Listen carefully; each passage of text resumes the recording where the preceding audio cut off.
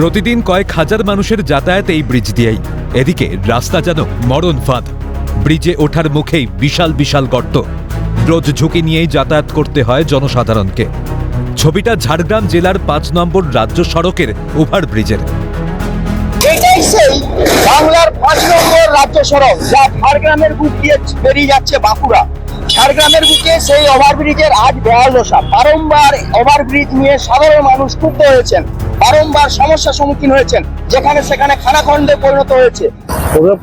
প্রচুর খারাপ অবস্থা। বর্ষা যাওয়ার পরে, বর্ষার আগে থেকেই খারাপ। মাঝে যে জয়েন্ট গুলো ছিল সেখানে অ্যাকচুয়ালি রাবার দেওয়া দরকার, সেখানে পিচ দিয়ে পিডব্লিউডি টুথপালিশ দিয়ে দিল।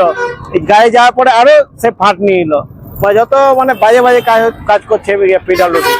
চোখে কালো পট্টি নিয়ে নিচ্ছে এরা। এদের উচিত যে এগুলোকে তাড়াতাড়ি, এগুলো এটা কুইক কাজ, এমার্জেন্সি কাজ, এগুলো করা উচিত, করছে না এরা।